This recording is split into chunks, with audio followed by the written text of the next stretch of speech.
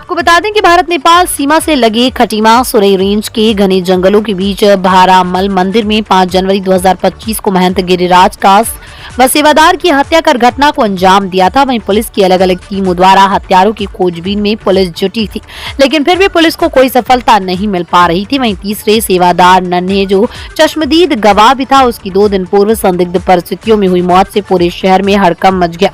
वहीं मित्र पुलिस के कार्यप्रणाली पर भी सवालिया निशान पैदा होने लगे। उसी के चलते पुलिस को खटीमा में हुए दोहरे हत्याकांड में शामिल हत्यारों को पकड़ने में सफलता हाथ लगी है, जिस पर पुलिस ने 3 आरोपियों को गिरफ्तार किया, जिसका खुलासा आज जनकैया थाने में एसएसपी मंजुनाथ टीसी ने किया। वहीं उन्होंने मीडिया को बताया कि 4 और 5 जनवरी की मध्यरात्रि अज्ञात अभियुक्त गणों द्वारा सिद्धपीठ के महंत हरिगिरी महाराज एवं उनके सेवादार के रूप सिंह बिष्ट की हत्या की गई। साथ ही उनके मुख्य सेवादार नन्हे को भी गंभीर रूप से घायल कर दिया, जिस पर पुलिस टीम का गठन किया गया और उत्तर प्रदेश के कुछ जिलों और उत्तराखंड के अधिकतर सीसीटीवी कैमरे को खंगाला गया। साथ ही करीब 1000 से ज्यादा लोगों से पूछताछ भी की गई, जिसमें कालीचरण उम्र 52 वर्षीय, दूसरा आरोपी पवनला उम्र 34 वर्षीय, तीसरा आरोपी रामपाल उम्र 62 वर्षीय को पुलिस ने गिरफ्तार कर लिया। अभियुक्तों के कब्जे से भारामल से लूटे गए रुपए, इंटरनेट डोंगल, बाबा हरिगिरी का बैग, शॉल, भारामल की पर्ची, एक दराती व टॉर्च बरामद हुई। पूछताछ में आरोपियों ने बताया कि 25 तारीख को भंडारे में आए थे और शराब का सेवन कर रहे थे, तभी बाबा हरिगिरी ने उन्हें डांट कर भगा दिया। बस इसी रंजिश में इन लोगों ने बाबा को मारने की सोच ली। वहीं भंडारे में चढ़ावे में आए रुपए को देखकर इनका मन ललचा गया और बाबा को मारने की योजना बना ली। वहीं अभियुक्तों द्वारा बताया गया कि रामपाल व कालीचरण आपस में सगे भाई है तथा कालीचरण पूर्व में लगभग 5 वर्षों तक बाबा भारामल में सेवादार के रूप में रह चुका है। वहीं रामपाल बरखेड़ा के शमशान घाट में ओघड़ बाबा के रूप में रह चुका है। वहीं अभियुक्त पवन थाना सुनगढ़ी जनपद पीलीभीत का स्त्री शीटर भी है।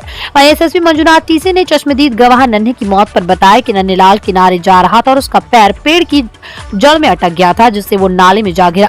जब पुलिस पहुंची तो नन्हे मृतक पाया गया।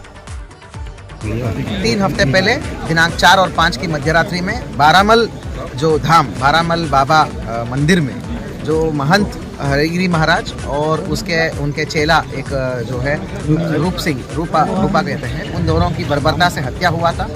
डे 1 से लग रहा था कि ये साथ में गुल्लक सारे लूटे गए थे और सारे पैसे और सारे पेशकीमती सामान लूट के ले गए थे। तो ये हमारे लिए बहुत चैलेंजिंग घटना था। पूरे जनपद के सभी जो ऑफिसर्स है जो क्राइम में बहुत एक्सपर्टीज रखते हैं, उनको लेके हमने एक विशिष्ट टीम बनाए थे। इसके अलावा चंपावत और नैनीताल से भी कुछ बहुत ही क्राइम का जो एक्सपर्टीज होते हैं वो लड़कों ने आए थे यहाँ पे। तो एक विस्तृत एसआईटी बनाई थी जिसका नेतृत्व सभी ऑफिसर्स कर रहे थे। यहाँ पे SP city, SP crime, CEO सारे कर रहे थे। मैं खुद डटा हुआ था। ये बहुत चैलेंजिंग केस था। पूरे 3 हफ्ते की मेहनत के बाद मैनुअल और सर्विलांस के माध्यम से बहुत ठोस सबूत मिलने के उपरांत एक बहुत छोटा सा एक टिन का जैसा लीड मिला बाबा जी का डोंगल खुलने का, और इसी के आधार पर हमारे टीम ने त्वरित कार्रवाई करते हुए अपराधियों को धरपकड़ कर लिया है। टोटल 3 अपराधियों को हमने पकड़ा है। वो है अपरा मेन है कालीचरण, जो यहाँ पे बाबा 5 साल वो सेवादार के रूप में रहता था और हाल ही में 3 दिन आए थे ये। दूसरा है हमारा पवन जो हार्डकोर क्रिमिनल है, इसके ऊपर लूट 307 की विभिन्न मुकदमे पंजीकृत है और गैंगस्टर भी है और एचएस भी है पीलीभीत का। और उसके बाद रामपाल जिसको ओघा बाबा बोलते हैं, ओगर बाबा बोलते हैं, वो शमशान घाट में रहता है पीलीभीत में, पीलीभीत जिला में है। यही जनकैया से थोड़ा ही दूर में गाँव में है, एक पीलीभीत जिला में एक शमशान घाट में रहता है। ये ओघा बाबा और हमारा जो कालीचरण सगे भाई है। तो ये दोनों आते हैं यहाँ पे और 3 दिन 25, 26, 27 को तीनों दिन हमारा भंडारा में शामिल होते हैं। उस दौरान उन्होंने देखा यहाँ पे बहुत बड़े मात्रा में चढ़ावा आ रहा था और वही शराब भी पीने लग गए थे तीसरे दिन।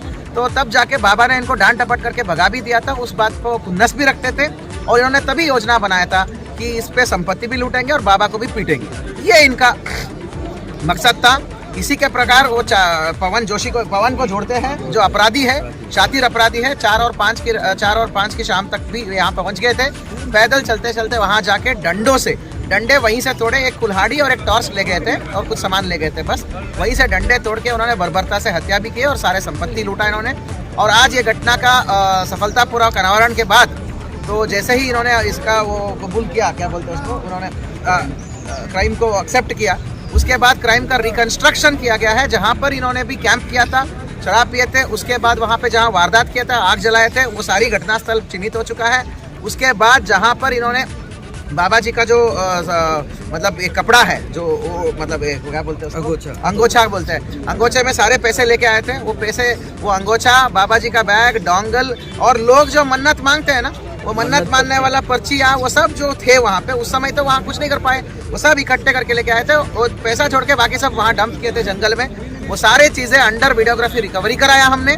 टीम को मेरी तरफ से बहुत बहुत धन्यवाद और मेरे तरफ से 2500 रुपये का कैश रिवॉर्ड है। माननीय डीआईजी महोदय ने 5000 रुपये का कैश रिवॉर्ड घोषित किया है और माननीय डीजीपी महोदय ने भी रिवॉर्ड की घोषणा की है। वो कितना अमाउंट है बाद में लिखा है। वो एक सेपरेट घटना है जो वहाँ पे ट्रैक के पीछे हुआ है।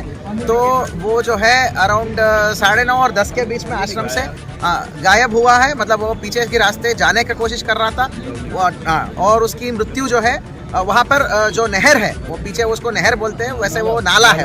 वो नाले में उसका शव पाया गया है। उसका जो शव पाने का तरीका है, दोनों उसके पैर जो है वो एक पेड़ का जो जड़ होता है, मोटा जड़ में फंस गया था।